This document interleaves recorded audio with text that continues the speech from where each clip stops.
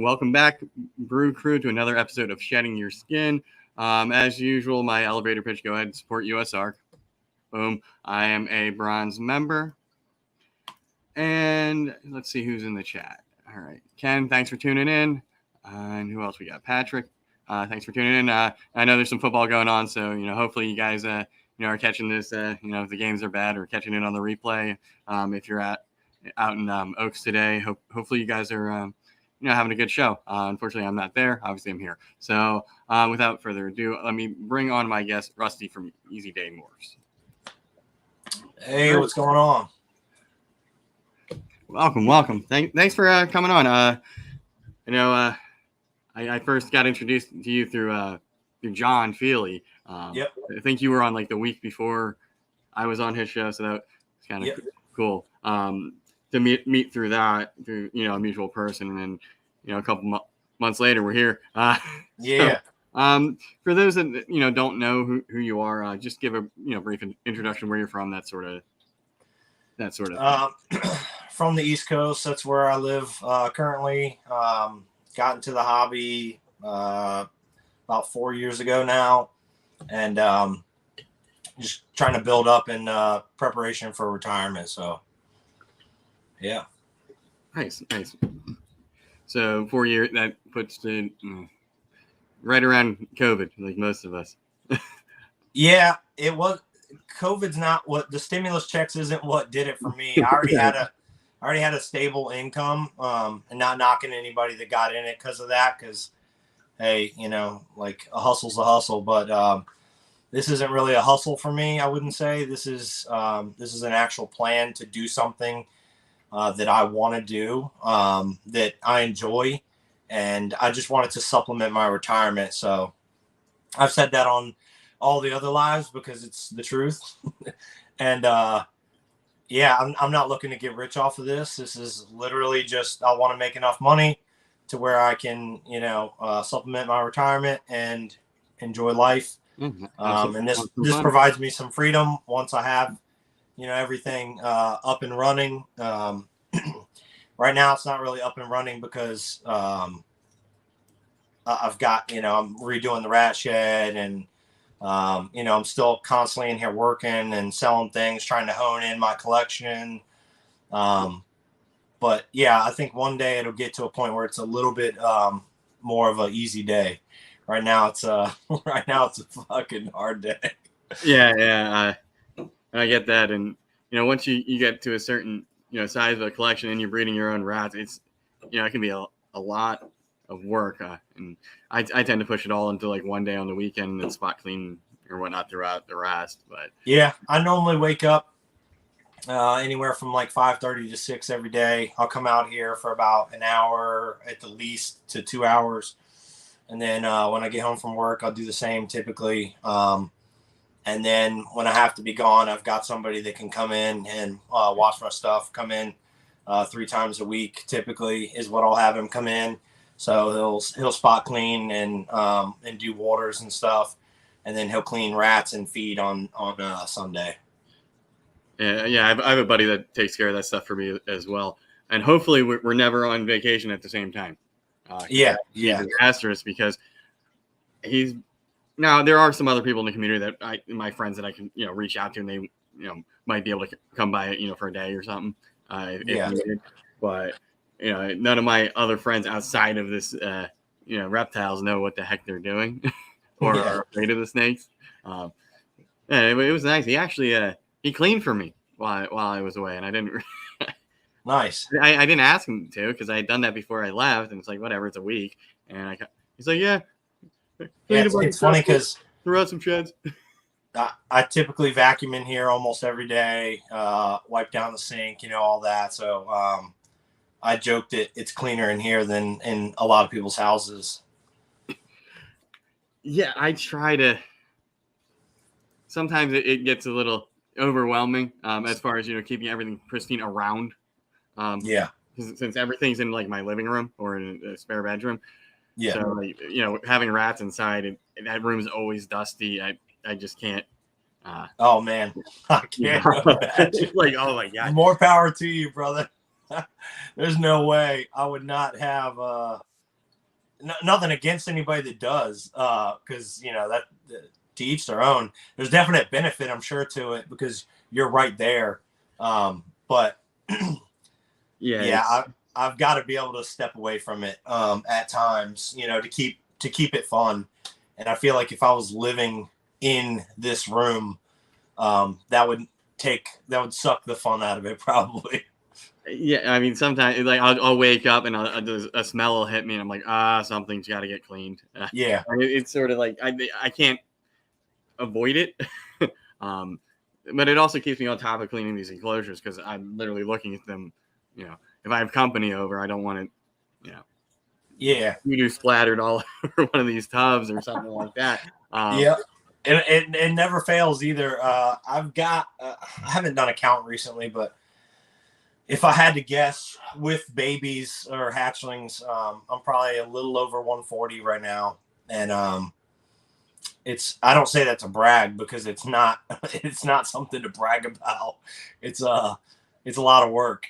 And so if I lived in here, I feel like I would never, you'd always hear something going on and you'd be changing it, cleaning it. And, not that I don't want them in the optimal condition, but the next morning is fine, Yeah, I'm generally pretty tidy. So it's just sort of like over the top now that I have to look at all these, enclosures and like, oh, now I got to clean that. Now I got to clean that instead of, here's my scheduled day to do these things. And it's sort of out of sight, like I only vacuum the guest room like once a week. I'm not going to, do that multiple times a day. Like I would here. Is the guest room the rat room?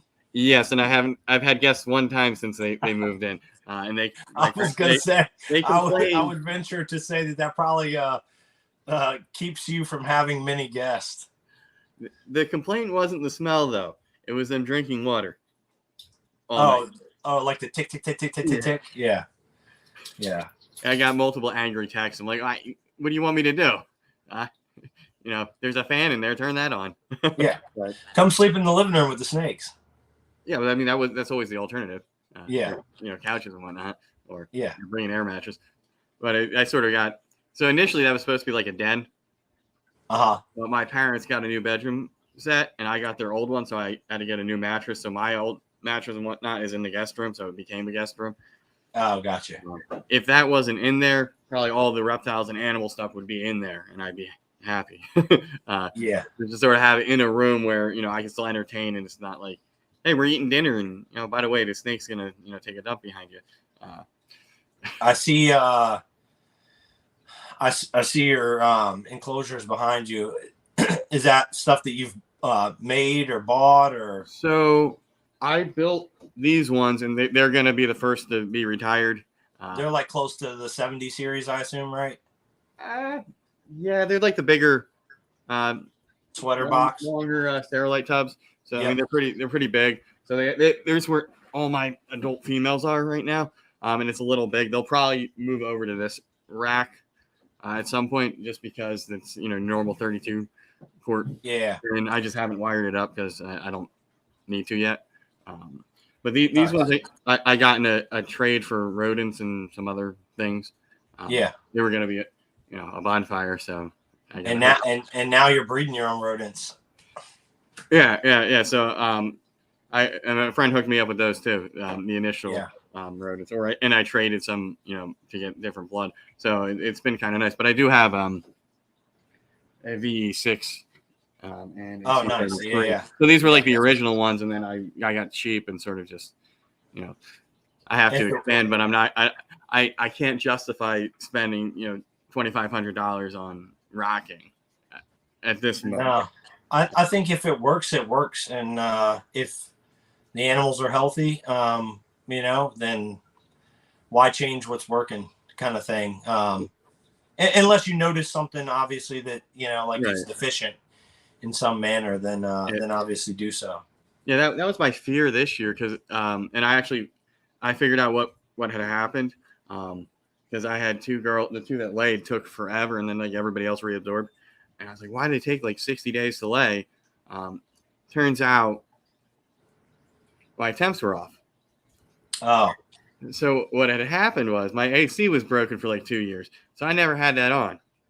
Yeah. Now it's fixed, and the room's 6-7 degrees cooler, so that dropped all the ambient temps, and so my hot spots were a little off. So I fixed that.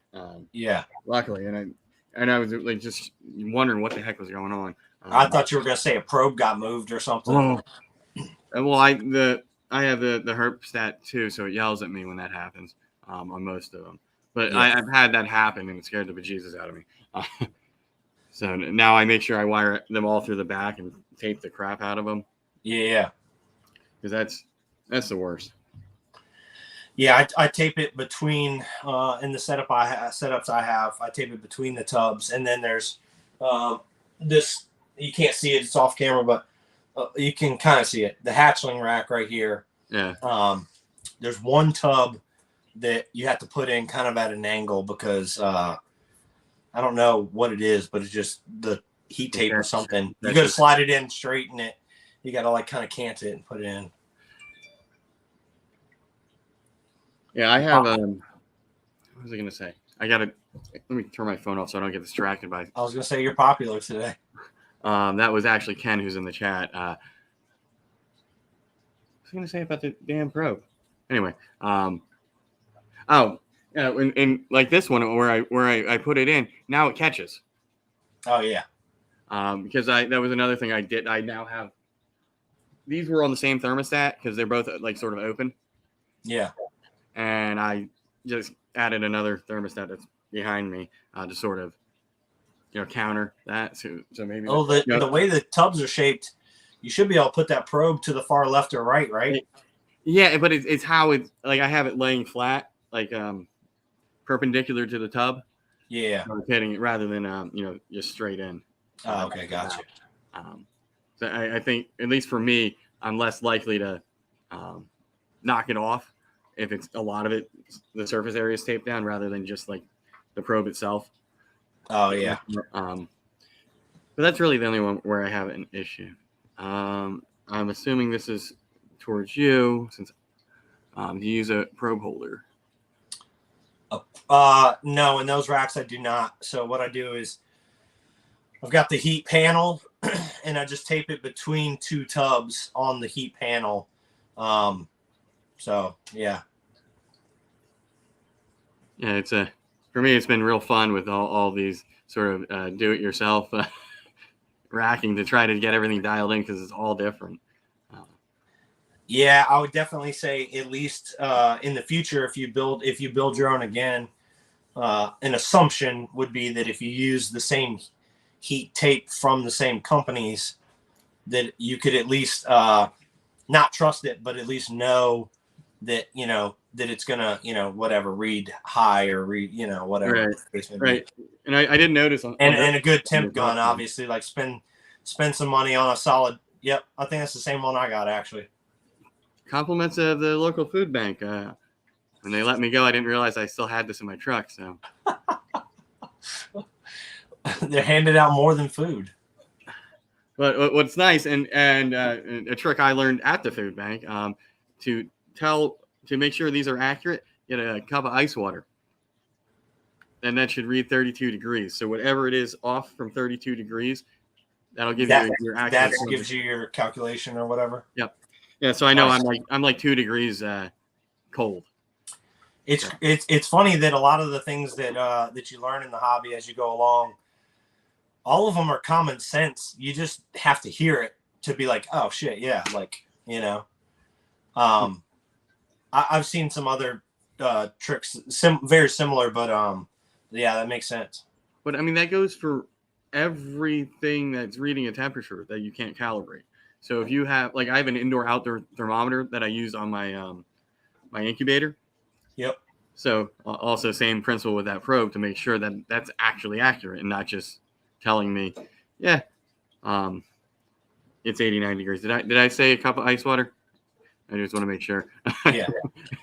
But yeah. What I can't read the comments because the way I have my phone positioned. Yeah, it's half ice and half water. So I mean, it's a cup full of ice and water. That should read 32 degrees. And that. Yeah, obviously, a boiling cup of water and then throwing the ice cube in is not going to work. Right. But also I trust that method over like boiling water because that also has a temperature. Yeah. And just because it's more constant than 32 degrees is what a cup of ice water should be at any elevation. Boiling water is going to change for something. But yeah, just make sure that was something that I learned this year that I harp on, but I wasn't aware of it in my own collection. Like, oh yeah, it says 89. Oh yeah, it says 89. Yeah, we're good. It actually wasn't. So the past week or so after I had a bad clutch or 2 bad clutches, I sort of looked at everything and tore everything apart. Bad as in they didn't hatch on time, or bad as in something was deformed with them. 3 were the first clutch were just one was the egg died, and it was somewhat formed. The other 2 were alive when we caught them, but it was no bueno. They died within a week. They never came out. They were like the heads were small and some kinking, and it was unfortunate because I hatched out a puma, a yellow belly gravel, and might have had pastel. I don't know. It was hard to tell. Yeah. But then in the second clutch, I had 3 that came out.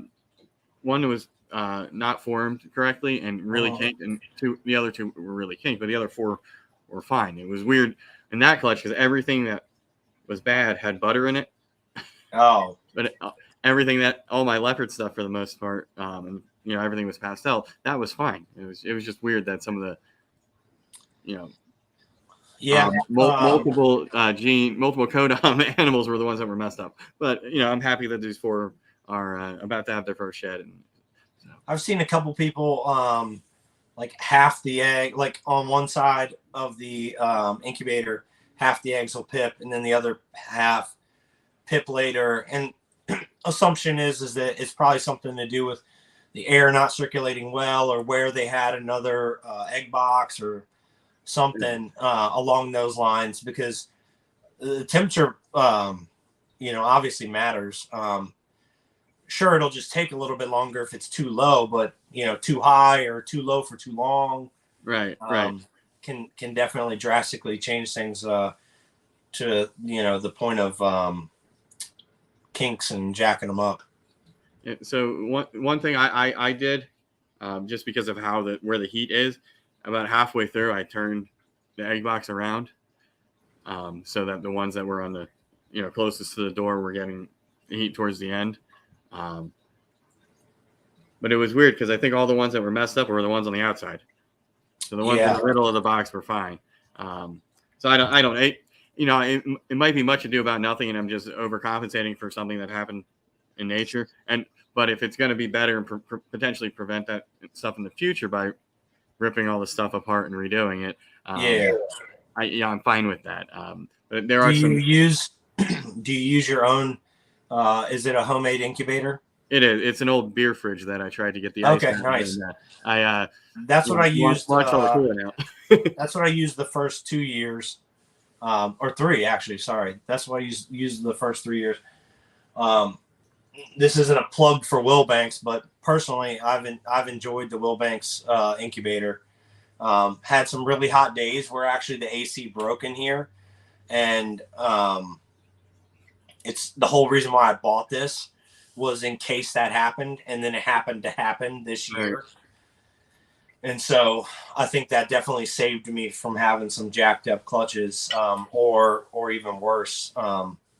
And who gives a shit about, my selfish concerns? It's the babies that are in there that, actually hatching and being healthy. So, I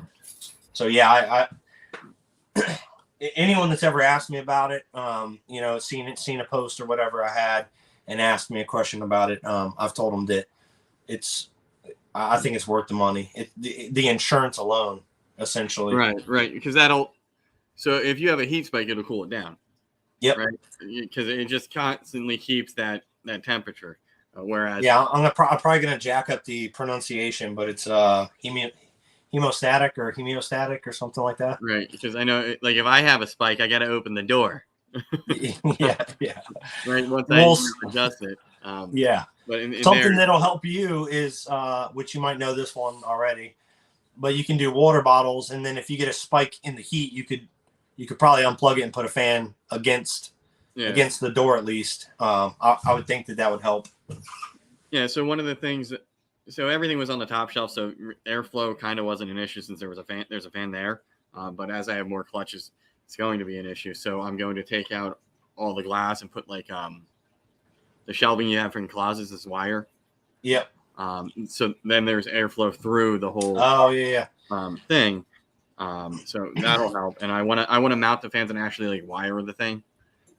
Because right now all the wires and stuff are coming out the front, which it's kind of I have a little gap. So I still have, I think, where all the electronics, I still have the wires inside. So I should be able to pull all the wires from the incubator through where the power for the fridge used to be. Yeah. I took a metal bit. I took a metal bit, drilled right through, not on the Wilbanks, on the one I made, drilled right through the back of it. I took the back and put a piece of plywood on it that had insulation on it to insulate the back. And then I had kind of like a false wall in there because I had read a lot of incubators, a lot of the like ones that you can buy. A lot of them use a false wall. So I did my own false wall, had a fan at the bottom, at the top. And then at one point I had them just at the top, but it seemed to help. I mean, I hatched stuff out of it, no problem. So. Yeah, I mean, that was one of the things. The other thing I was thinking is just have a box on the side and drill through and then insulate there, and then just have everything sort of like have switches and all that stuff and make it all sort of fancy. So it'll be plugged in and okay, it's time to incubate. Everything turns on. Yeah. With a light switch or something like that.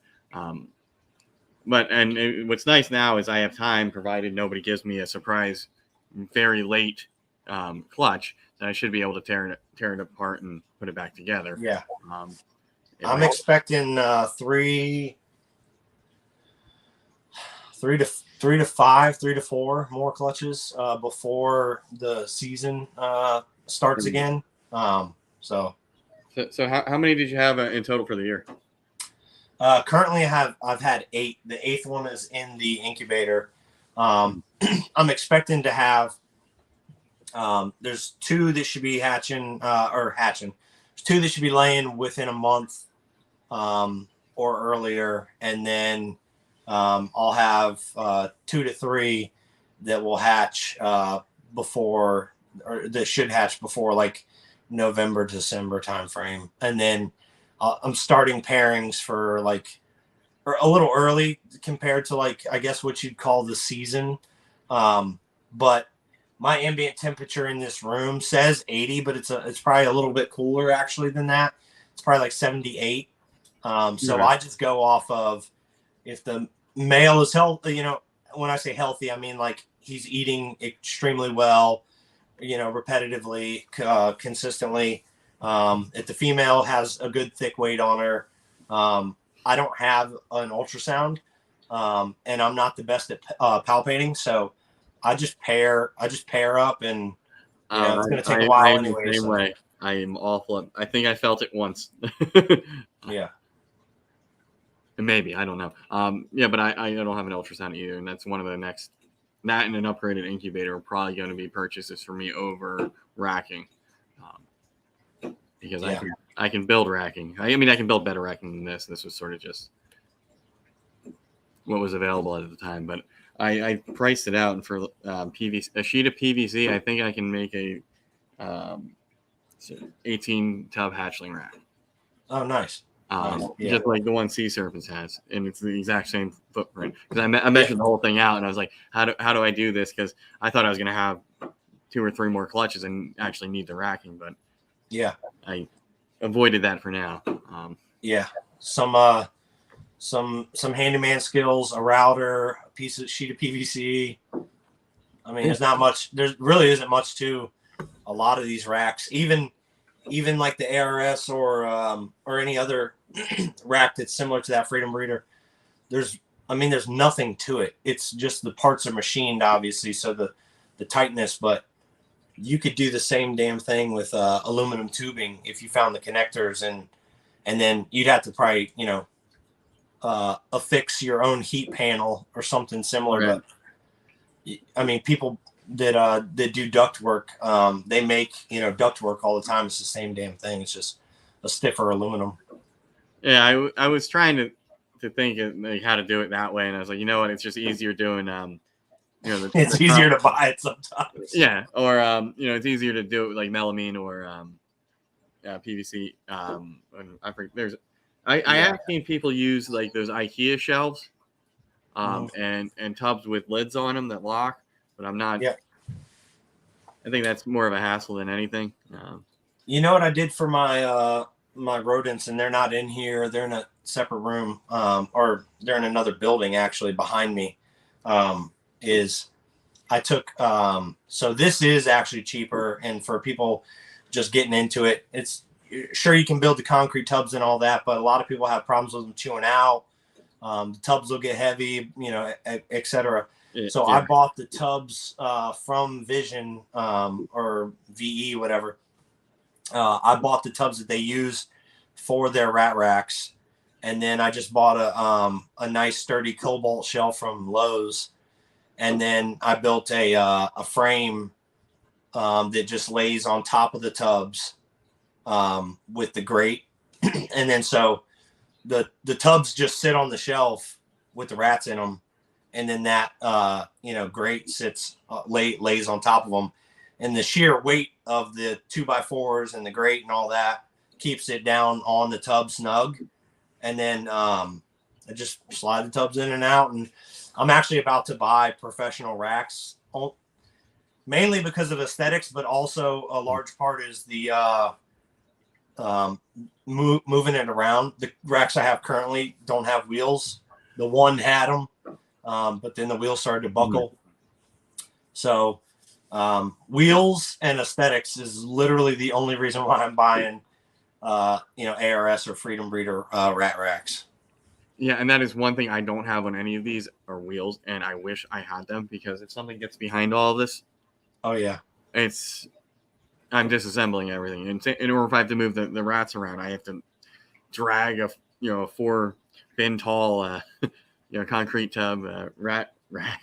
And it's a pain in the butt, because I've had to do that a couple times, and it's just like, why did I put wheels on the dang thing?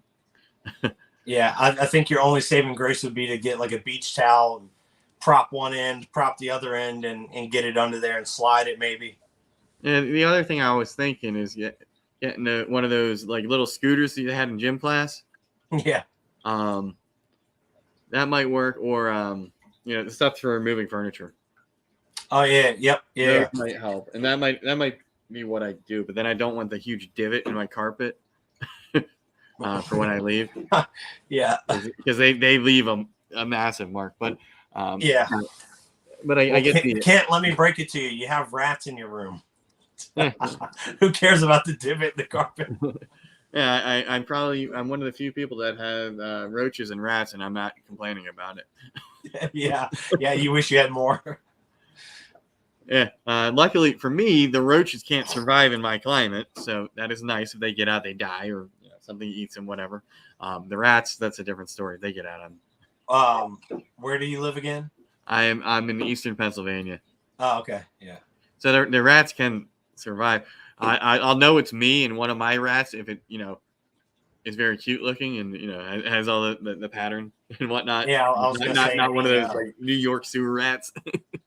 Yeah, all mine are white or gray or albino. So yeah, you would know. You would definitely know. There wouldn't be any mistaking if it was mine that got out. Luckily, fingers crossed. I had an issue with chew outs once, and they were dumb and stayed where the food was. They didn't leave. Yeah. So they got rehomed, and I got new ones that also chewed out, and then I fixed the gap. So what I've been doing to sort of mitigate where they can chew is I have like a big binder clip. So I put that over the hole in the concrete tub. Oh, smart. And then if that sort of like breaks or whatever, and there's anything like that where they could chew on, I'll put another one. It seems to be working for now until I get to the store and buy backups, because last time I was at Lowe's, I bought them out. and I've they seen look at people use a rivet gun and the hardware cloth or whatever. Yeah, I mean, I have ways to sort of get around it, but I have to go back and buy my backup tubs because that's the worst thing. If I have one, I don't have any place to put the rats. I mean, I do, but I'd like to keep them alive a little longer. You know what I use when I clean is I use a big beach bucket with the ropes for the handles. Okay. I use that when I clean, and what I do is I just take the rats in whatever random tub I pick to clean first. I'll put all the rats in that tub. I'll just set that to the side in the room, and then now I'm just constantly rotating, like moving a clean tub in its place.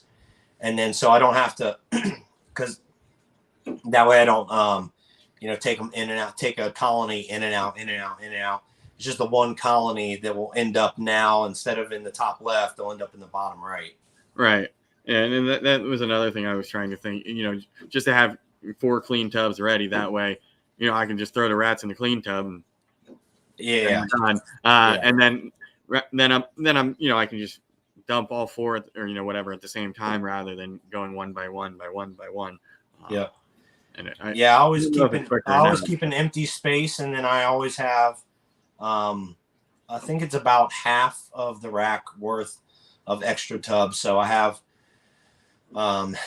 18 slots in the one rack that I have, and so for that side I've got, I think, like 12 tubs extra. So I'll prep that when I start my cleaning day. I'll prep those tubs and then stack them in the room, move that colony out into the beach tub, and then just start cycling them through. And it still takes, a couple hours, but it makes it go by a lot quicker. Yeah, anything to sort of simplify a process. Yeah, I know for me, like at least for the snakes, I have cocoa ready to go. In an empty sterilite tub. Yeah. So okay, if I'm spot cleaning or or just overall changing, it's right there ready to go, and I don't have to break up the brick. Yeah, no, smart. And I've been trying to figure out how to do that with the rodents without getting like the feed pail bins, like for dog food or chicken feed, because I don't want to spend more money where I don't have to. Right now I use a Lowe's bucket with a lid for my food. Oh, okay. It's easier than schlepping the bag out and then scooping out of the bag. I just go right into the bucket. Yeah. But just trying to find little tweaks to make things faster, easier. I got a shop vac, which was much better than ruining my normal vacuum. Yeah, a normal vacuum doesn't really hold up to snake breeder needs. Yeah, it's definitely been a lot easier because I had a bunch of bearded dragons and desert stuff. So cleaning it, like the shop vac can just suck that sand right up. Oh yeah. And instead of me just scooping it out by hand, which is a pain. But I found out, at least for the rodents, if I was using the normal pine flakes, the bigger one, the white ones from Tractor Supply, they would get clogged up in the tube. Oh, not good. So that was annoying. But I switched to the fine flake, and that has no issue. You know what? I used the fine flake at first, and then switched to the large flake because, and this is probably my own, just like it's probably the same exact stuff, but I felt like it was a little bit cleaner with the large flake than it was with the small flakes. You've used both, so and I did as well. I started with the small, and I was like, man, I just feel like it's always like dirty again, 2-3 days in. And I went to so I moved to the large flake, and now I'm cleaning once a week. Yeah, I do once, unless for whatever reason it's just like an awful, like I have everybody dropped at the same time. That's happened where I've had multiple litters in every rack where it's just like, okay, I'm in surplus mode. Like, yeah, I have to feed today, freeze today, find somebody that needs rats because, I have, 100. Yeah, I plan to, like I said, I plan to get two racks, one strictly ASF, one strictly rats. So I'm basically going to almost triple the production I have now, hopefully. So yeah, I would rather be selling rats than not have enough to feed. Yeah. So I for a year now or so, I've been operating at a surplus. So I've been able to use, have a supply of frozen rats for myself, and then use the surplus to sort of, get some racking, get some snakes, in a trade. Nice. Yeah. Smart. Yeah. If I got to get rats anyway, if somebody wants to give me ASFs for a ball python, sure. Yeah. Yeah. That's a fair trade. So that's been helpful, but it also got me a little. It's money's money, It turns out to be money one way or the other. But I did get a little spoiled because the one guy is usually good about the trade, and then when I go to buy stuff from other people in our friend group, it's like, you want rats, and they just sort of smirk at me. No money. It's like, yeah. I can't spend. I can't buy a plane ticket with rats. Yeah, I'm already inundated in my own. Yeah. But that is one nice thing about knowing a bunch of people to breed their own rats and ASFs is, if I have an issue, within like the day, I can travel to a handful of people to get what I need. No, that is good. I've got that I can think of right off the top of my head. I've got two guys. The third one's a little bit farther, and that's auto. But if I need rats or I need ASS for some reason, I can travel and get them as well. I don't have as many people around here that are breeding them, but there's a couple people that I could count on. Yeah, it just seems weird that there's quite a few. Now, the one guy does sell them, but most of us are just doing it for our own use. Because if you can do it, it's insanely cheaper. I haven't done the math, but it's like 25 cents a rat, something, give or take. Yeah. Because once you have the rats and all that stuff and all the infrastructure, you're buying bedding and feed. And if you have a well, you're not paying for the water. I think that my biggest point of funds leaving my pocket is AC and the food. Because I've messed around with doing vents and fans, and then I messed around with AC vents and fans, and then that was part of the catalyst to why I'm building a larger shed or rat facility. But it's I figured it up recently, and it's about $525, I think, a month that I'm spending on rats. But hopefully that will go down soon a little bit, actually, because I'm gonna get them in a larger room that can keep the air flowing better. So yeah, but if I was to be buying rats, I'd be spending close to $2,000 a month. Yeah, once I forget how many snakes I had, but I was like, okay, this is like every month I'm spending X amount on from Rodent Pro, and it's like, man, that is. And hey, Brad, you got rats? Yeah, you mind giving me some? Yeah. And, I get the rats for free. Spent $150 or whatever to build the rack, and I actually did a video on it, and there are plans for that 4-tub or whatever cement rack. Oh, nice. And just immediately it's like, wow, I'm not spending 200 whatever it was at the time. Yeah.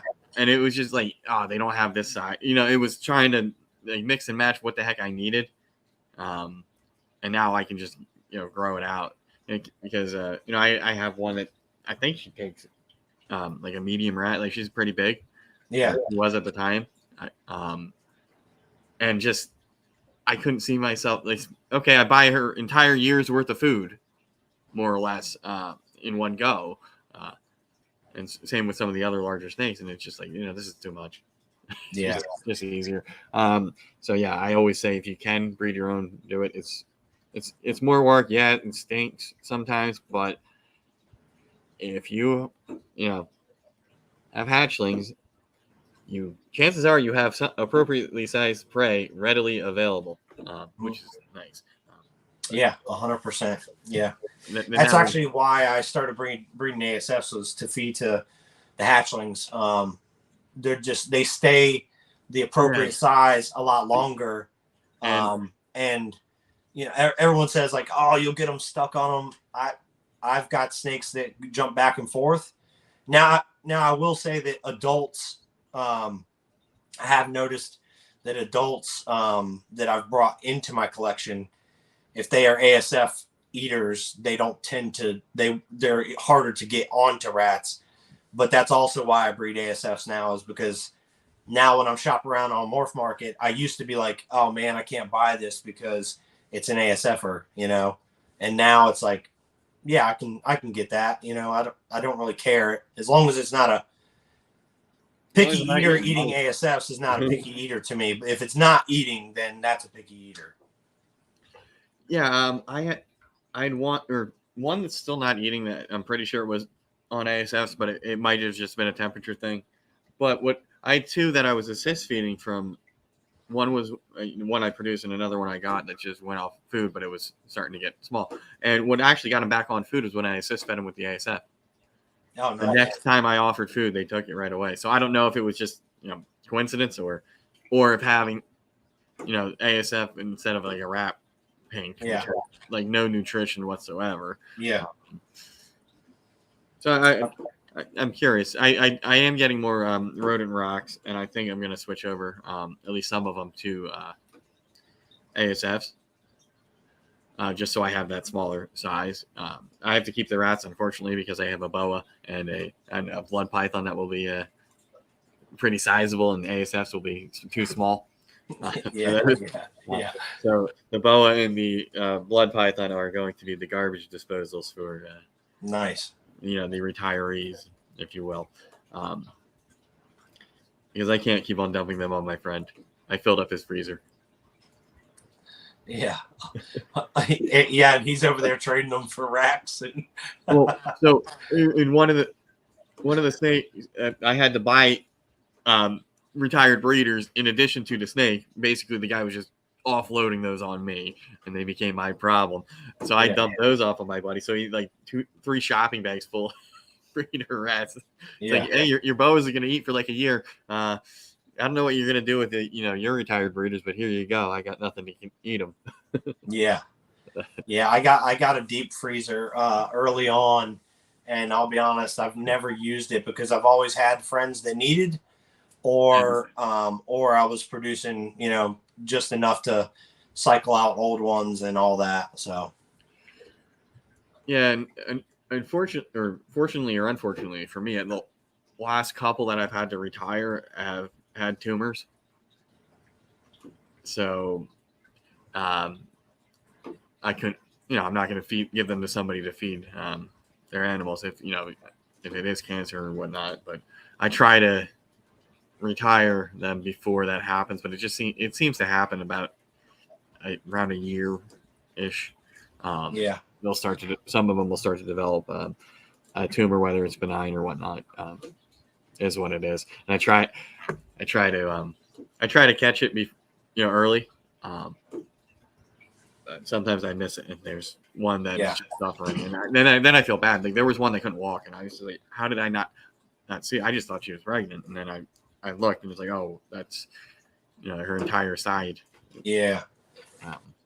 And that's always hard to do, especially when it's a younger rat and sort of sudden. But anyway, off of that topic, back to ball pythons, because we kind of touched on it, but we really haven't. We've been mostly talking about husbandry and all the downsides of breeding, which is good. But I mean, really, people come here to see snakes. So mentioned you had 8 clutches this year already, and a couple more on the way, and that's awesome. Now, are you looking as you go into the future to ramp up, like, double your production sort of each year until you hit a certain plateau, or it's Yep. like So next year, I haven't really done the math yet on how many I'll have, but I would like to have a few more clutches next year than I did this year. Whether that means 20 total. I went into this year with a lot bigger eyes, and then I was a little bit more selective on what I was actually pairing, and also some of the males not getting up to size quick enough. And so I wasn't willing to risk, like I've got a couple males right now that I probably could throw them in and they'll pair. But I'm not willing to risk, them going off of food or risk, or, so I'm going to wait. What's the rush? I don't need, it's not that I don't need the money, because I am spending, money out of, my pocket, but I have a career right now, so I've got something to fall back on. So I'm waiting it out. Those males will be big enough, and then, I'll get to a cycle. So, I've learned things along the way, and I'm glad that I did, that I've started when I did. And so, long story short, next year will be a little bit bigger, but I don't know how big. I'd like to say 20 to 25, hopefully. And then the next year, hopefully that's when, like, a lot of the stuff that I've held back and, like project stuff is up to size. And then that way I can have, honestly, probably a few less clutches at that point, but are, worth a little bit more. So. Hey, Stephen and Courtney, thanks for tuning in. Yeah, I think I was ambitious this year. I paired 7 or 8 or something like that, and I only wound up with 2 clutches. Yeah. And Mother Nature has a say in it. You know what I mean? Like, yeah. They could lock, once every 2 weeks. Doesn't mean that they're going to produce necessarily. So fortunately for me, I'm doing the same pairing for most of them next year. The only one I'm concerned about, but I'll know right away which one is the sire, is with my pied, because the new male is het for pied. So if I hit visual pieds, I'll know that it was him. Yeah. You're saying if the whole clutch is visual, or a visual pied shows up, because originally it's double het. Everything would have been a double het. Or if I see a pinstripe, that'll tell me. Yeah. Yeah. Yeah, I've hit quite a few pinstripes this year. So, and nothing against them. I don't, I obviously have the animals that produced them for a reason. But there's a clutch in the rack right now that legitimately about 3/4 of an 8-egg clutch was pinstripe. And yeah, I mean, sometimes gene can just overpower. I know my first in more ways than one. My first clutch was champagne, and I hit freaking 4 of them out of 5 eggs. Yeah. And of course, the 5th one was a pastel, because every snake, just about, aside from 2 champagnes that I produced, has been a pastel in some really? shape or form. Well, in the one clutch it had to be, because I was a super pastel male. Yeah. But I was hoping for blue-eyed Lucy's more leopard. Yeah, there's no change in the odds on that one. Yeah, it's like, okay, so I know you're pastel. Please come out of the egg so I can see whether or not you're leopard. Because, butter, that one's sort of obvious when it's with pastel. And leopard is like, are you? And then once they came out, I'm like, okay, that pattern's a little too busy for a nice pastel. So I'm happy they both wound up being a female leopard pastel. So I'll take that. Better than all males and all pastels. Then it's like, true story. Who needs pets? Yeah. But so what projects are you working on? Like, what's your big double recessive or whatever? Everybody seems to have that one that they're like hyper focused on.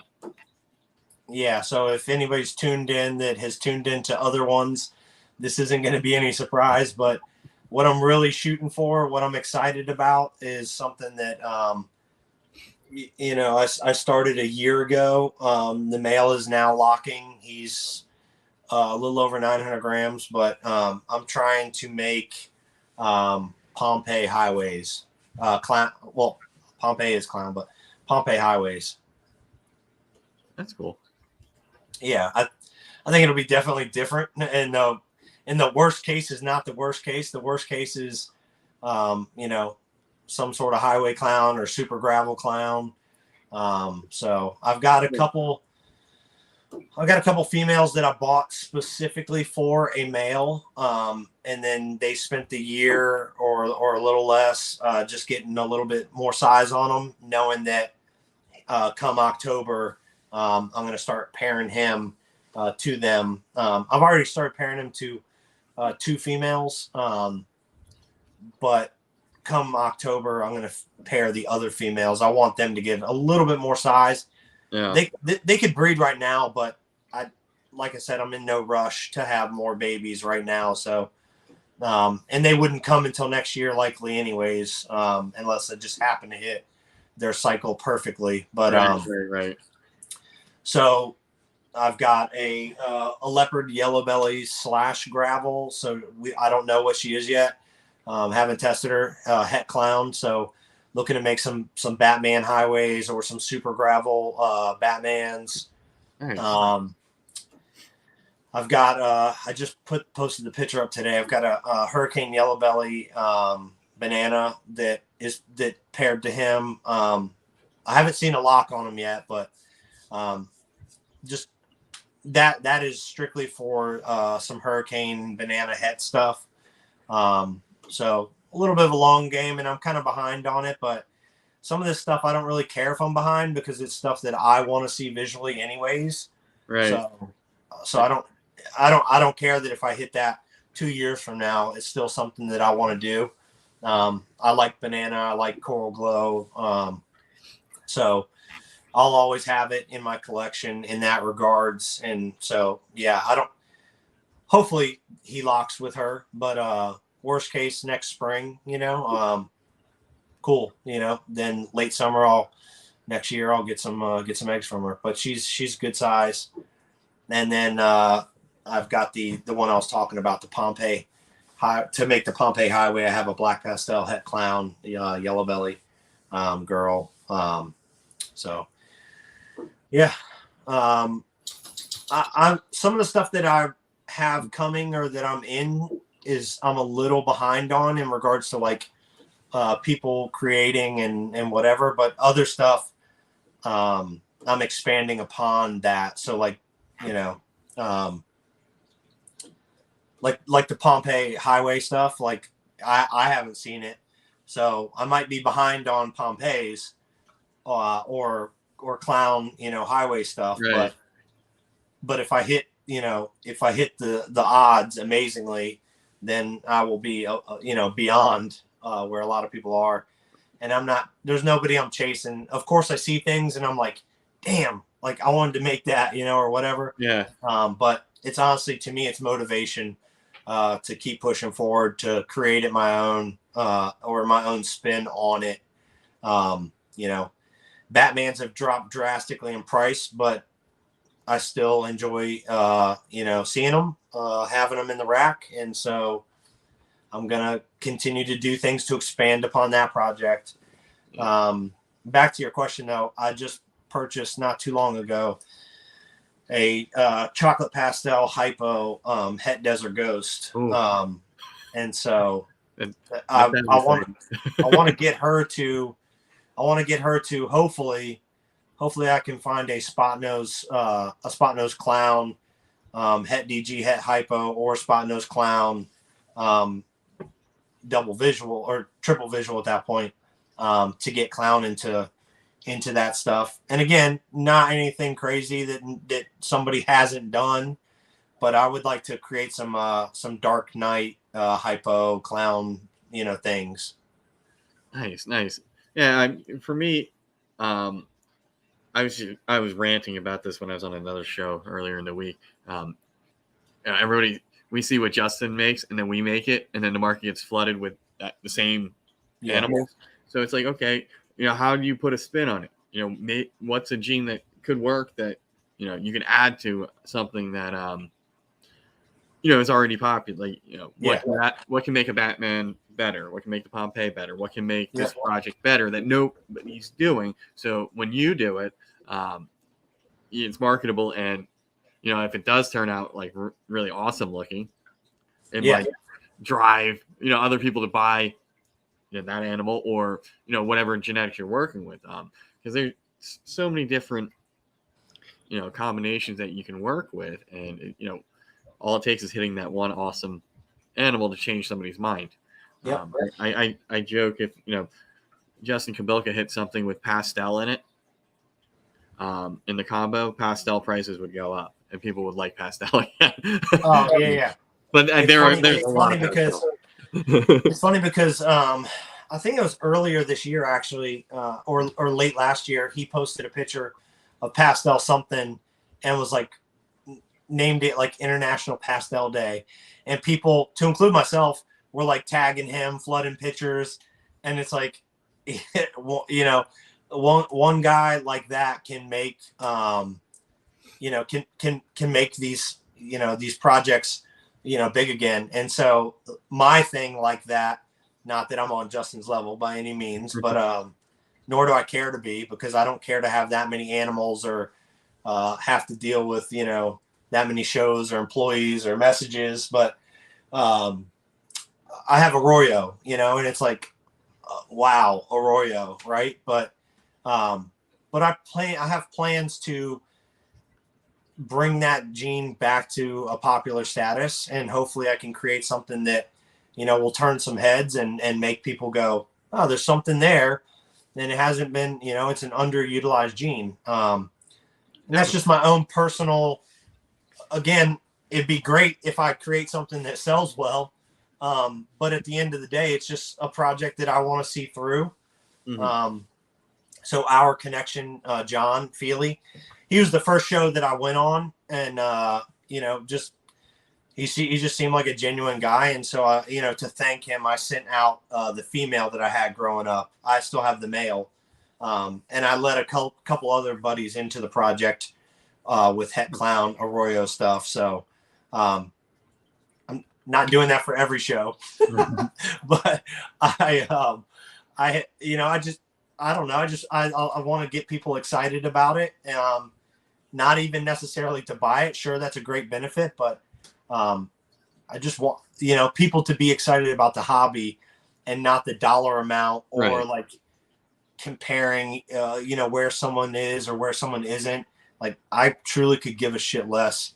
Some of the bigger breeders, like, that's awesome, man. Like, people will say like, oh, well, you had this or that. I'm not going to name anybody specifically, but like, they have this or that, or they have access to this or that, or they have blah, blah. It's like, well, at some point in their life, they were grinding. Like, and if you want to be there too, then you'll do the same. But I have no aspirations to be that big, because that will create an environment where I'm working again. And I want this to be more of a hobby that supplements my income, not a multi-million-dollar business. Yeah, I'm content making nice snakes. Another project is Carbon. So Otto Tallarico from American Royals is my mentor, and good friend of mine. And so he let me in on Carbon via use of a super Carbon male, and I've paired him to a couple things. And then so I've got a clutch that just today, actually, the last two shed out. So that's one I'm not familiar with. I'll have to go look at your page to see.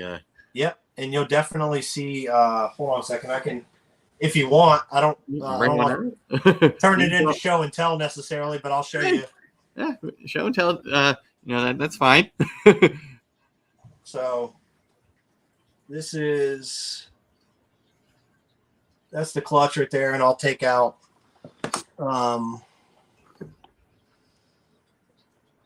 This is the one that.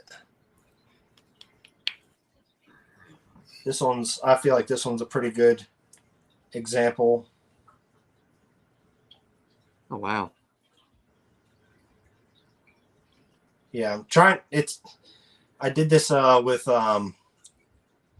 I'm gonna mess up the pronunciation of their name, but Texomi. Oh, on Holly's show. Yeah, I was trying to show stuff, and I was like chasing the camera, and I couldn't it takes a while because I can see what I'm looking at, so I'm trying to show you in reverse. It's like a mirror. It's weird, but yeah. I mean, so is that like really orange on your end? No, it's actually very very dark. So it probably looks orange because of the light. Okay. But it's actually normal. The colors of a normal, but a lot more black. Not the pattern, obviously, of a normal, but the colors of a normal, but a lot more blacks and dark blacks. Okay. Yeah, because I mean, it looks orangish, from what I'm seeing, but yeah, lighting plays a role. I mean, so yeah, so all these. This one's a little bit darker, actually. This one's probably here. Hold on, I might be able to turn this off. Okay, so that changed the color. Yeah. Yeah, so I mean, this is obviously probably a little bit darker now than it actually is, but this guy is like the blacks on him are like jet black. And this is the only butter that was in the clutch. So.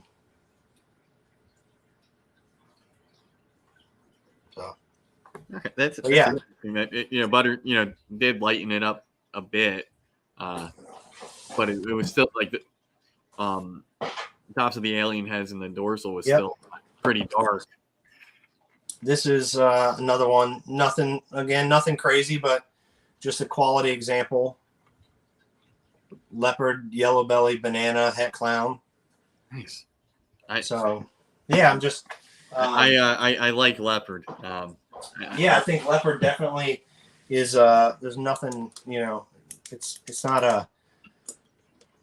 Yeah, I have a lot of leopard things. A lot of spot nose. A lot of like popular genes. I like. I don't think you can have too much of. I don't think you can have too much spot nose, too much leopard.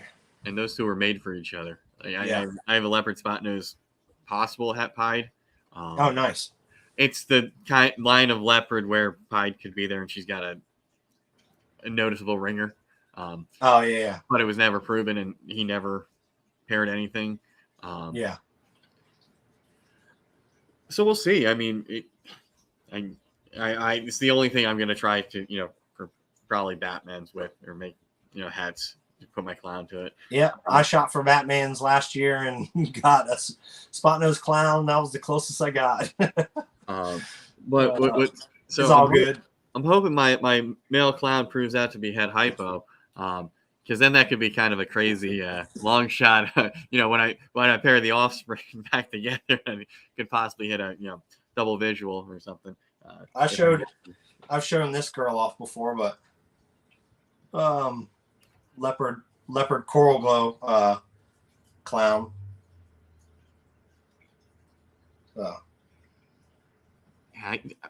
It was John that I was talking about it with. I don't have any banana or coral glow. No, I had one. I've got not including that clutch because that's not all staying.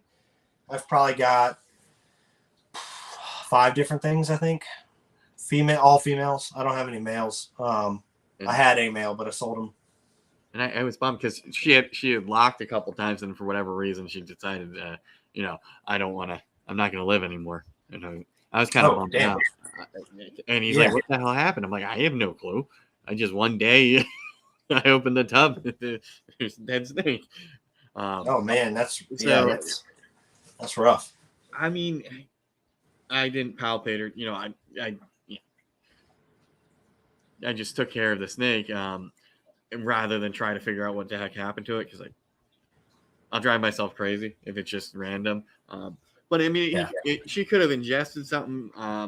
There could have been just something else wrong, but that was unfortunate.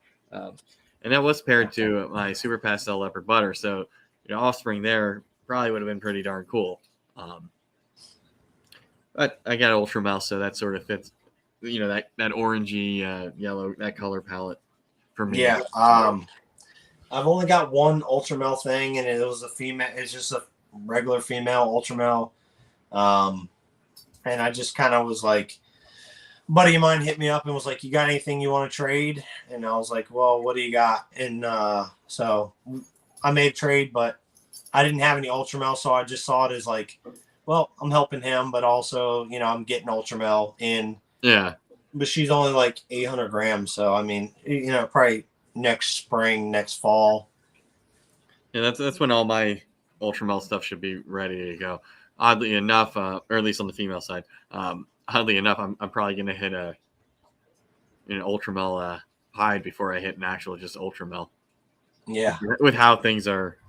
Yeah, that's not a bad day though. I know. But I invested a lot in visual hets, rather than making my own double hets, and then it's a long process, and maybe now it's, I think, a 25% chance. Yeah. From the original one the Pied Head Ultramel that I got to grow up, and I bought I think I might actually be her dad. So I have the Ultramel at Pied. So in worst case, it's a double het, but best case is everything's at least het for something, and I have a chance to hit the double visual, the visual het, and then the opposite. Yeah. Visual het. Double het to double het is double het is fun, because it's excitement when you do hit something. But I'm moving more the direction of kind of like what you just said. So I've got a lot. I wouldn't say a lot more, but I'm starting to get more visual with a het or double visual things, because if I'm going to make this a business, I want to, and if I'm going to go down a little bit in regards to size, I can't be making het things, because there's people that are interested in that for sure. And it's beneficial to some people getting into the hobby, or maybe just kind of wanting to, do it. But to the people that I would like to target, to be selling with and dealing with, they're probably not too interested in, het or double het things. Yeah, there's a big issue moving any het males.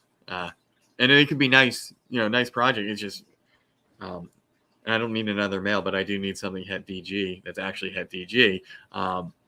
So for the right price, and if it adds another gene, I might do it. But I find myself getting, straying away from like the initial, Ultramel stuff, Ultramel Pied projects, and now I'm, doing Kiki Clowns and others, just because I happen to, win some snakes or get some snakes that have certain genetics in its projects that I'm not working. So I'm going to shed test those ones for, just to make sure I'm doing triple het to triple het. And then if I get lucky, I get lucky. And then, it will be like a holy crap egg cutting video. Yeah. The clutch that's in the incubator right now is actually a triple het to triple het. And the odds are of hitting, it's like 1 in 156 or something like it's. Thanks for humbling me. But no, I'm messing with you. I know the odds, but and they're very the doubles, low. And even the single gene, it's better than doing just single het to single het.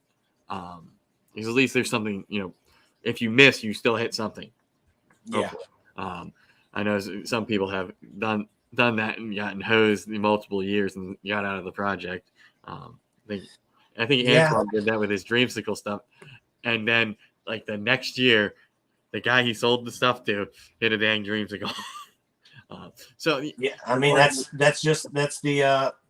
It happens. The way I look at it is like, yeah, sure, that's a reason to be, like frustrated, but he could have kept her, chose not to. I've got, I've got a pinstripe xanthic het pied that I paired to a triple het pied xanthic albino, and I hit 2 visual pieds, and so yeah, I mean, the odds were a lot stronger for me because she was a visual and he was a het, Right. and then she was a het and he was a het. So, but that other, there's probably 100% albinos in there that I don't know, obviously, about, because but he passed on that gene instead. So Right. it's just a gamble that you play, and it was worth it to me to try and hit some, I'll say lightning pied. Some people say that it's not because of the line that it is, but it's still black and white pied. But yeah, that was my goal, was to hit some xanthic pieds, but I've got a chance in this clutch, and if I don't hit it in this clutch, I'll try again next year. But when I try again next year, I'll have better odds because I've got a pied het xanthic, so Right. the opposite. So it would be a het and a visual, and a het and a visual. The opposite. So you have a 25% chance. Yeah. So yeah, and if I don't hit it on that, honestly, I'll probably, if I still want it at that point, I'll just buy one. Right. Yeah, and that, for me, I want to make a lot of stuff, because some of the stuff I would want to buy is 5 figures, and that's not happening for me. There's other things that I'd rather spend money on than that. So if I'm a couple years behind people because I didn't buy the highest end stock that I could to start off with, I grew up a bunch of single gene snakes and just started piece by piece adding in the higher end stuff. So I'm a couple of years behind, but if I hit what I want to hit, then I'm going to be happy. And for me, it's staying in my rack anyway, probably. So if like I was talking about that possible triple het pairing, if I hit the DG Clown genetic stripe, I'm not selling that. Yeah. I'm sure somebody would want to buy it, but I'd be. Yeah, unless you're going to use the money to buy a proven breeder. Right. Of those same genes. Right. Now, if I had enough, in I win the lottery and have multiple animals in that clutch where I could keep, part with, something, maybe, but if anything from that clutch that's worthwhile, I'm not selling. I'd be shooting myself in the foot, because the odds of me making it again are pretty much go out and buy it at that point.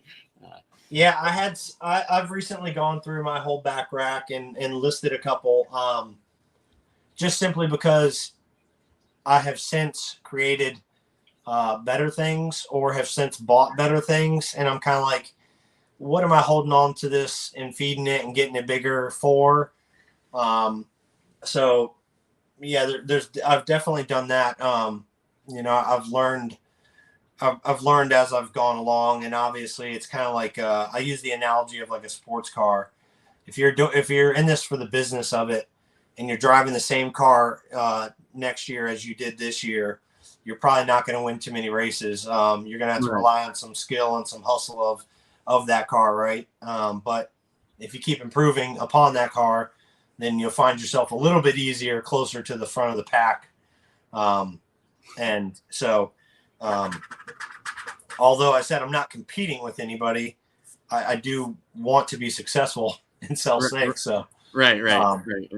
So in that respect, I'm just competing with myself, essentially, because I could not buy a snake for the rest of this year and end up with that money saved towards something fairly decent for the spring, or I could buy 3 snakes because I'm being impatient, and then look back early next year and go, damn, I wish I would have bought that.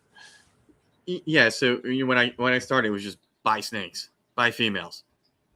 So I have now a couple of them are proven breeders, so they will be available. The one when she puts on some more weight, but it's just I have stuff growing up that either already has the genes or is better, or I just don't need that animal. And it's sort of, I wish I had been impatient and just, was just buying, female snakes lay eggs. That was sort of my mindset. So I had the ratio of males to females last year that I had was terrible. Like I think I had like three males to like 20 females, something like that. Yeah. And I was like, you know what? I actually need males. What happens if? And I had one proven breeder. Now I have 4 proven breeders because I bought 2. So I feel a little better in case, one of those guys doesn't do his job. But it never crossed my mind that, like, what happens if these guys don't go and I don't have anything else to throw in there. So now I have 2 ultramel males, the ones, for pied.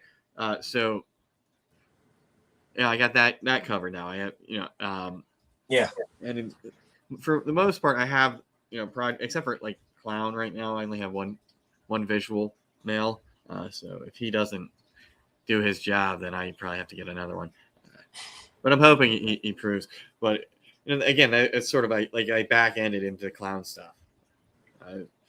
Just by it was a good deal, or I got, it came along with another gene. I said, heck, Clown, I'm not going to turn that down, sort of thing. So I need to make room, and if I'm feeding this animal and it's just making me butters and pastels and things like that and bells, that's fine. But I'd rather them be producing those as a byproduct of something else I'm trying to make. Yep. I've got a couple shots at hitting ivories this early next year because of the male that I purchased, but and because the females I purchased a couple yellow belly / gravel, so if I get ivories, it tells me right away. It's at least it's a good indicator. But hitting the highway is a good indicator too. But you'll know. To me, it's like, what's the worst thing that happens? The worst thing that happens is not the worst thing in my eyes. Right. So with those, at least it was like, okay, I'll pair them, and if I find out they're yellow belly, then the following season, I'll just make sure that there's not yellow belly on both sides. Right. Yeah, and that's another thing I'm trying to do. Make sure anything that's going to do something like that, it's all on the same side. Like all my butter stuff eventually will be on the female side. So, I would be intentionally going for blue-eyed Lucy's, in a pairing. So I would know that rather than I'm going to take the super pastel leopard butter and put it to the super pastel and sheep butter ghost, and I could hit an awesome, super pastel, super butter, hypo. I mean, that actually isn't terrible. But I wouldn't know if Enchi or leopard was in there. Right. Yeah. It's gonna definitely make it a little bit harder to ID some things. For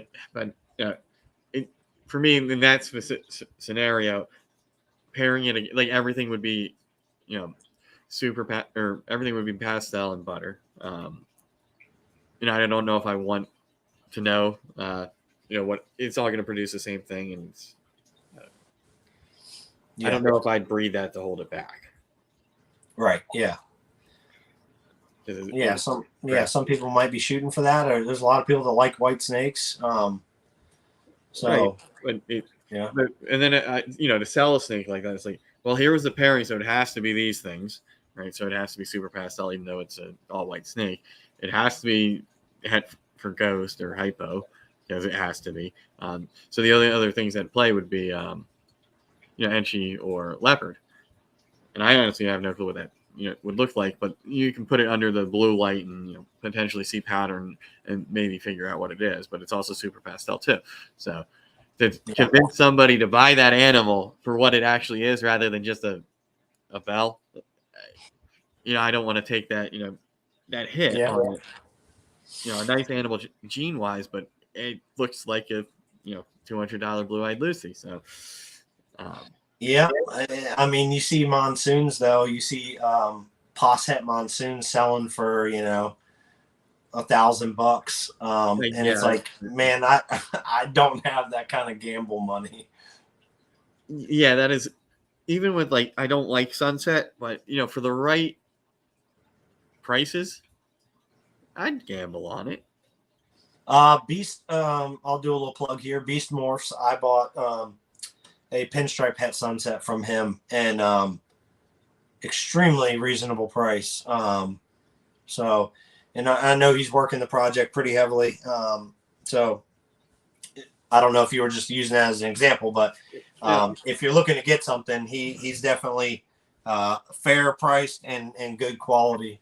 Yeah, there's a few people, but my issue is, if I'm getting that het male, I also have to get the visual female. Otherwise, there's no point in doing it. And if I wanted it, I couldn't do that project justice by me. Just working sunset on it by itself. I'd have to work. I'd probably take the ultra male pied male and throw it to her. Instead of the het male, just to sort of, because this gamble might be worth it, and it could potentially be a lot nicer snake than just a pinstripe sunset, or something that ultimately changes sunset. And I haven't really seen, same with monsoon, there really hasn't been too much to sort of, what's that wow, like somebody's gonna hit it. I know that. I think it's that combo take, where it's like, shut up. Yeah. The price I think it's going to take another. I think it's going to take another gene that is extremely powerful or enhancing wise to change that pattern. And so I was talking to somebody about monsoon specifically, and I didn't get into the project earlier because I was just kind of like, and I wouldn't say I regret it now, but I definitely am like, damn, like they're doing well. And there's some nice tone and color things, but I haven't seen the pattern change too much. Right. And so I don't think the people that are working the project, I don't think that they're on a dead end road by any means, but I think, like you're saying, we're just waiting to see somebody unlock it, and then that's going to further it even more. And me personally, time now, I'm just not willing to be the one to try and unlock it, Right. For all we know, it could be champagne, but nobody in their right mind is going to put those two animals together. Hey, I did a champagne pairing this year because I couldn't pass up on the female. I saw her and she's just like highlighter yellow. And then I'm not opposed to champagne, spider, or any other Powerball or any other kind of wobble gene. And Powerball being a super, obviously, but right. I'm not opposed to them, but I don't have them throughout the whole collection. I've got one spider female. I've got more than one champagne female, but one breeder. And so, you're right. Maybe it is that combo. Somebody with a deep enough pocket might find that out. But that's not the pairing any sane person would do unless they had the resources where they could. That's definitely a like a Bob Vu, Justin Kabelka, Billy, kind of, or Ozzy, kind of scenario. I mean, but that's one of the reasons why I like champagne, because if champagne came out today, it'd be stupid expensive, just for what it does. It completely changes the pattern of almost leopard and enchi can kind of bring it back to something of what you would anticipate a ball python to look like, but not much. It's just, it proves out your pieds. And champagne het pied looks like a visual pied, which is kind of insane. Yeah. Either that or I hit a visual pied and gave that away, and then I'm upset. Yeah. I might want to test that now. I don't deep dive into some of the genes. I might have them, but I'm just not, it's not like my focus. So I don't know, there's some people that have, I've been blown up, rolled off a bridge, kicked in the head, punched in the face a couple times. So I don't have the memory that I used to. So I don't go researching things because I'll just forget the information anyways. Researching like genes wise, I don't care who created it first. Right. It's just, it's like, R.L. Stein wrote about goosebumps. Like, that's great. I read them as a kid, but I don't need to know now who made this gene originally. It doesn't change the fact of what the gene does or where it's going today. So I say all that because it's like I'm going to do what I envision, something will do. So to your point, if I had a monsoon male, then I definitely might toss it to a champagne female, and in hopes that like it would be something crazy down the line, And that's for me. That's just a pairing that comes to mind because both. Things, that's not what a ball python should look like. And putting both of them together, it'll probably come out looking normal. Honestly, yeah, that'd be or like all white or something.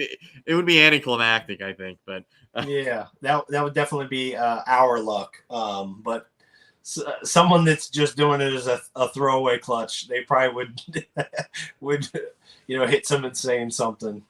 I mean, it'd be nice. I hold on to the champagne just for at some point when I have something extra that I want to see what it does. I would like to see what it does in Ultramel, but I'm not going to do that now. Yeah, I tried to make. I've got a lot of stuff that I have is either clown or het clown. So I was trying to make champagne clowns, but combos of. And I've still got to test it, but the one that I thought might be a clown out of the clutch I had this year, I don't think it's a clown. So I'll likely hold it back, but I believe it to be champagne, inchy, pastel, het clown.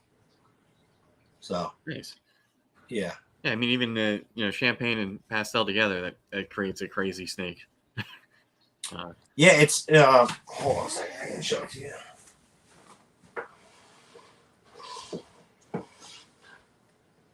It's actually brightened up quite a bit, which I'll turn this back off and then I'll turn it back on. Oh,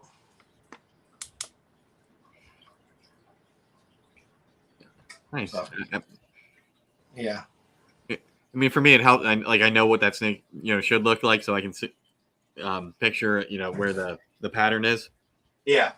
But I have the same issue when I'm showing off snakes like that. I just can't get the lighting right. Like, oh, you should check out the dorsal on this champagne pastel, and it just looks like a blue-eyed Lucy or whatever. Like, you can't tell. But I take a lot of pictures lately in front of the rack because there's this like sweet spot that like I have the lighting in here is natural lighting, or like that's like the selection that I have on the lights.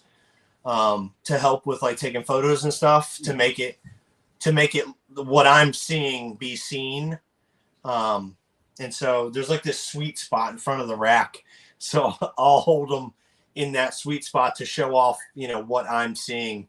So yeah, if you go look on my page, you can see a picture of that one. That's a little bit better. Yeah, I actually have a light box that I use, but I was using it, but it was honestly, I just felt like not that the picture in front of the rack is any better, really, but I just felt like it was. I was getting bored taking those photos. Yeah, I mean, I don't know. It could just be the snake I'm showing, but like if I'll do a YouTube short and it's just me like pulling out a tub or me. Oh yeah, well that makes that one does better sense. than a visually stunning snake, with a nice video, it's well lit and all that stuff, and that'll get like no views. But the one of me just pulling out a tub, 2,000 views. It's like yeah, pulling out a tub, tripping, falling on the floor, snake escapes. That'll get 1 million. Yeah, one thing I want to do is, and I never do it because even though I'm like in front of the camera here, when I'm, it's a lot easier for me to just film something like that than set this up on a tripod and then film myself and then edit that little short video and then post it. And it's like, yeah, I'm gonna do a pretty decent unboxing for 2 snakes that I got. I ended up getting 3, but there's 2 others that I haven't shown yet from Tim at Serpent Chamber. And I'm going to do try and do, so I don't want to hype it up too much, but I'm going to try and do a cool unboxing for them instead of just the old, box cutter and box situation. But I've done a couple videos in the past. I did one that was supposed to be like a raid on the beach, and there was some snakes, and then there was rats, and I had to like shoot it in different shots and like blend them together. But my video editing skills are what I can do on my iPhone. So yep, I don't spend too much time doing it, but I bought like some play sand, and I took some of my dive gear and laid it in the sand, and then did a couple other things. But it's kind of fun, just to see people's responses and stuff, and it's one of my the favorite videos that I still have. But like you said, you post up some normal, and it just depends on the algorithm, obviously, and how many people you have that follow you, obviously helps too. But yeah, I've posted stuff that I'm like, why is no one care about this? And then post something the next day that I'm like, yeah, here it is. And it's like, bing, bing, bing, bing, bing, bing, bing. I'm like, what? So a lot of the times the music I use is not the music I actually like. Yeah. So if I put, it could be the ugliest normal ball python in the world, but if I put it to Taylor Swift and there's a hashtag Taylor Swift, that thing's going to get views. Yeah. I actually use music that I like. I like an eclectic array of music. So that's beneficial. But yeah, I use music that I like. I'm not ashamed to say that there's a couple T Swift songs that I don't mind, But like the one I did this morning of my hatchlings, it was Frank Zappa, Baby Snakes. And I think that's fitting, but many people don't know who the hell Frank Zappa was. Yeah. So you have to go, if you go down that rabbit hole, I'm gonna have to Google. You might not come back. I'm gonna go. I'm gonna have to go check that post after this, but also Google that song. I like a lot of eclectic rock music from back in the day. Yeah. So if it's weird, I probably have it on vinyl. But you gotta sometimes just seal it in history. But yeah, I will use whatever the algorithm tells me is popular and put that in a short, and then hashtag the artist, and then somebody gets ticked off, and I get a bunch of dislikes because they see a ball python when they don't want to see a ball python. Yeah. Yeah, I've literally posted a video and 2 minutes later took it down because I didn't care for the song. I was like, actually, that song, nah. And now I try and think about it in advance because I don't know. I know a lot of people, they say watch Instagram or look at Instagram on mute. But when I go and check my stuff, I like to see, I like to hear it. Yeah, sometimes like I can't stand mine will autoplay sometimes, and it's like always at a place where I do not need, whatever music that's probably inappropriate for where I'm at coming on full blast on my phone. It's just like, oops, sorry. Yeah, earmuffs. Type of thing. And it happens all the time. And I just, I'll be somewhere and I'm just checking my phone and scrolling through, see what's up. And then, of course, an ad or something plays and it's like obnoxious for, I could be like at a funeral or, quiet part of a wedding or something like that. Like, truck stop wiener pills. But I was telling everybody last week that I have to get back in the habit of making more content. like I was doing well, and then summer happened, and I sort of stopped. But I don't like just putting out a video for the sake of putting out a video, or here's the same snakes you saw a year ago. I ran out of ideas, so I'm going to talk about X. It's if I don't have the content, I don't feel like making it up. It's sort of forcing the issue. Yeah, I heard from somebody to be consistent, and I forget who that was, but I definitely just try to be consistent. I try and post something every day. I'll post stories here and there, but because I'm not like going through, I'm not going through my day like taking pictures randomly. So typically if I do a story, it's something that I'm like, maybe people will be interested in seeing this process or whatever, or posting a sale, or something like that I'm going to do or that I'm doing. But I try to post something once a day, and to your point of like something they've seen before, if I posted it, let's say like 100 posts ago, I'm mindful of that, and I will say, does this new picture look better than the old picture, or is it enough of a difference in regards to like the animal has grown, or now it's the same animal that's being paired? Is it something interesting enough that it's worthy of posting? And if it is, I'll either post it and delete the old one, or I'll just post it all together. Yeah, I feel like every morning I'll make 3 shorts, and I'll just pick a random snake. All right, this one might get views, and this one might get views, and then I upload them. And it's probably the one, same one from last week. So you're probably tired of seeing the same 5 snakes that gain traction, but it's about getting views. Sorry. Hey, give them character names and personalities. And I have to figure out some, like, cause I don't have the time to do the fancy editing on a short. It's so much easier just to take the 10-second video or whatever and then post it with the hashtags. What's funny is Nixon Reptiles. He's really good at that stuff. Brandon. He doesn't. I'm not downplaying what he does by any means, because he does amazing stuff, but he doesn't spend a ton of time doing it. He just has the knowledge base, and so it's easy for him. Something that might take us 30 minutes, to do or figure out or chop and cut, he can do quicker. And his videos, I'm like, man, this is top notch. This is pretty cool. Like some of the things he's done, videos wise, and he's like, oh yeah, it's just this, and it's like, like that's simple to you, but right. And I feel like people that have some marketing experience are a lot better at it. I definitely think that there is. You know when to post and all that stuff. Meanwhile, I'm just, here's a picture, here's a snake. And again, I think that's just consistency. I try to post earlier in the morning, like after I'm done with cleaning or whatever.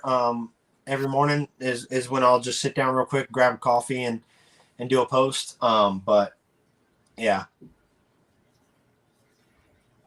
All right, we're approaching hour and 45 minutes. I don't remember if I told you how long we were gonna go, but it's getting close to dinner time. So okay, I'm gonna start to wrap this up. And I know I want to eat dinner because there's an auction tonight that I want to at least be a part of in the chat.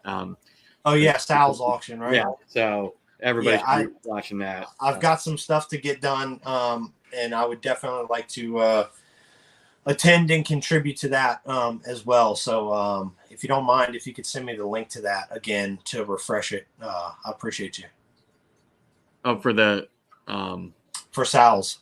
Yeah. I'll go find it then. I